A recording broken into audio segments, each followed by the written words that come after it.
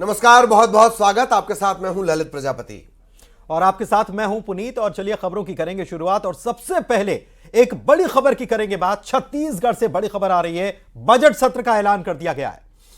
5 फरवरी से यह बजट सत्र शुरू हो जाएगा। 1 मार्च तक सत्र की कार्यवाही चलेगी।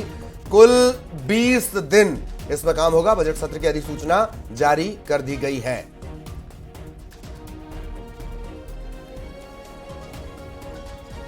और न्यूज एडिटर अभिषेक शुक्ल हमारे साथ जुड़े हुए हैं और बारीक तरीके से इसे समझते हैं। जी अभिषेक, अधिसूचना जारी कर दी गई है। बजट सत्र, नई सरकार, नई जिम्मेदारियां, नए चेहरे और अब बजट सत्र का ऐलान।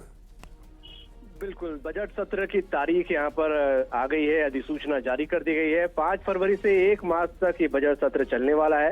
इस सरकार का ये पहला बजट होगा और इस बजट में पूरी कोशिश होगी सरकार की कि मोदी की गारंटी को पूरा किया जाए, उस पर फोकस होगा। ये संकेत सरकार ने पहले ही दे दिए हैं और 100 दिन में पूरे होने वाले कामों पर फोकस पहले किया जा रहा है। तो बजट जब आएगा, जो कि अंदाजा लगाया जा रहा है लगभग 1.25 लाख करोड़ का हो सकता है, तो अब छत्तीसगढ़ का ये अब तक का सबसे बड़ा बजट होगा। तो इसमें जो फोकस होगा मोदी की गारंटी, यानी भाजपा ने जो अपने घोषणा पत्र में वादे किए हैं उन पर फोकस करते हुए बजट का आवंटन होगा।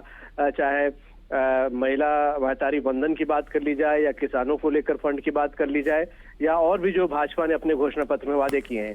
तो फरवरी में अपना पहला बजट है जो कि वित्त मंत्री के तौर पे ओपी चौधरी पेश करेंगे। लगातार बैठकें भी हो रही है। आज योजना आयोग की समीक्षा बैठक भी मुख्यमंत्री के साथ वित्त मंत्री ने ओपी चौधरी ने की है। तो माना जा रहा है कि पहला जो बजट आएगा, मैं आपको टोकना चाह रहा हूं जी। एक चीज, ये पहली बार होगा कि जब बतौर वित्त मंत्री अलग जिम्मेदारी रहेगी। अब तक जो देखने में आया, वित्त हमेशा से मुख्यमंत्री के पास रहा है। जी, ज्यादातर कह सकते हैं। पहले रमन सिंह के टर्म में अमर अग्रवाल कुछ साल के लिए वित्त मंत्री का उन्होंने भार संभाला था। उसके बाद लेकिन रमन सिंह जो मुख्यमंत्री थे, उन्होंने वित्त मंत्रालय फेरबदल के बाद अपने पास रख लिया था। तो ज्यादातर आप कह सकते हो। और पिछली भूपेश सरकार में भी भूपेश बघेल ने अपने पास वित्त मंत्रालय रखा था। तो 23 साल की छत्तीसगढ़ में ज्यादातर हिस्सा आप बोल सकते हैं कि वित्त मंत्री के तौर पे मुख्यमंत्री ही पेश करते रहे। लेकिन इस बार ओपी चौधरी को वित्त मंत्री के तौर पे जिम्मेदारी दी गई है। तो आप बिल्कुल कह सकते हैं कि कुछ नया होने ये बदलाव वाला साल है दरअसल। जी जी, बहुत बहुत शुक्रिया बातचीत, जानकारी और विश्लेषण के लिए। और आइए, इंदौर से बड़ी खबर है, जहां पर इंदौर की बेटी दहेज प्रताड़ना की शिकार हुई है। अमेरिका में दहेज के लिए उसे प्रताड़ित किया गया। भारत लौटी महिला ने इंदौर में केस दर्ज कराया है। दरअसल अमेरिकन आर्मी में डॉक्टर हैं इनके पति। छतरपुर का ये रहने वाला है। पति पर दहेज प्रताड़ना का केस दर्ज हुआ है। पति और ससुर ने 1 करोड़ की मांग की थी। अमेरिका में भी युवती को प्रताड़ित किया गया। अमेरिका में ये डॉक्टरी की पढ़ाई कर रही थी, छुट्टियों में घर आई और तब अपने परिजनों को इसने इस बात की जानकारी दी।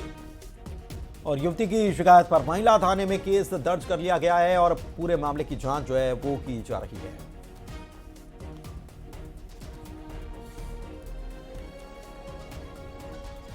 कि जब वो विवाह के बाद अपने ससुराल गई तो लगभग 7 दिन 8 दिन रही। तो वहाँ पे उनके ससुर और पति ने शारीरिक, मानसिक, आर्थिक रूप से क्रूरता कर 1.25 करोड़ की मांग की। इसके बाद वो दिल्ली गए। दिल्ली में भी उससे बहुत ज़्यादा अच्छा व्यवहार नहीं किया। और जब अमेरिका सेटल हुए तो अमेरिका में भी हस्बैंड के द्वारा लगातार प्रताड़ित किया जारी रखा।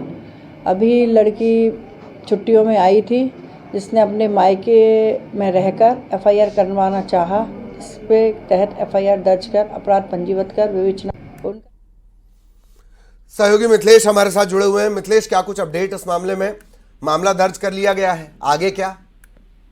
देखिए, मामला दर्ज कर लिया गया है, लेकिन जिनके खिलाफ मामला दर्ज किया गया है वो अमेरिका में है और अमेरिका में अमेरिका में जो पद है वो डॉक्टर का है, आर्मी में डॉक्टर है।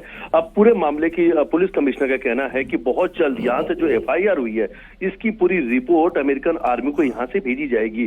बाकायदा उन्हें रिपोर्ट भेजी जाएगी और बताया जाएगा कि जो आपके डॉक्टर के पद पर नियुक्त है उनके खिलाफ केस दर्ज किया गया है। तो इन्वेस्टिगेशन के लिए अब अमेरिकन आर्मी से भी जो पुलिस कमिश्नर है वो बातचीत करेंगे। यही दरअसल मामले को पेचीदा कर रहा है। बहुत बहुत शुक्रिया मिथिलेश इस तमाम जानकारी के लिए। और इसी के साथ इस बुलेटिन में फिलहाल के लिए बस इतना ही। दीजिए इजाजत, नमस्कार।